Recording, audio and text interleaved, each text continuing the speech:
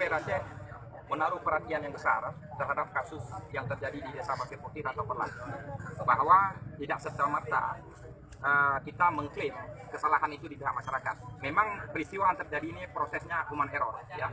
Kita juga belum tahu, kita serahkan proses penyelidikan ke lapor Mabes Polri.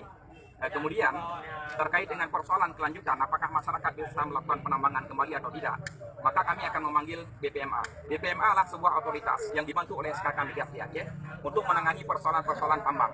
Tidak hanya tambang perusahaan di Blok A maupun Blok Perlat, tapi juga tambang-tambang rakyat. Perlu diketahui oleh semua bersama, termasuk oleh media-media di luar negeri, bahwa ini adalah bukan bloknya Pertamina, EP Kuala Simpang. Ini adalah murni lahan masyarakat dan murni ditambang oleh masyarakat. Nah, persoalan kemudian yang muncul adalah masyarakat menggunakan rek yang serba sangat kekurangan.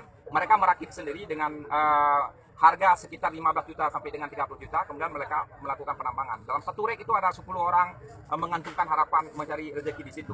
Nah, ke depan bagaimana kelompok-kelompok ini dibina oleh pemerintah? Pemerintah harus hadir memberi pendidikan terhadap pengeboran ini, kemudian diberi SOP. Misalnya, ada lokasi yang dibor oleh masyarakat, kemudian jaraknya harus sekian meter dari rumah penduduk. Kalau tidak diindahkan, maka rumah harus pindah atau reknya harus pindah, seperti itu. Kemudian harus dilokalisir, tidak boleh anak-anak masuk. Seberapa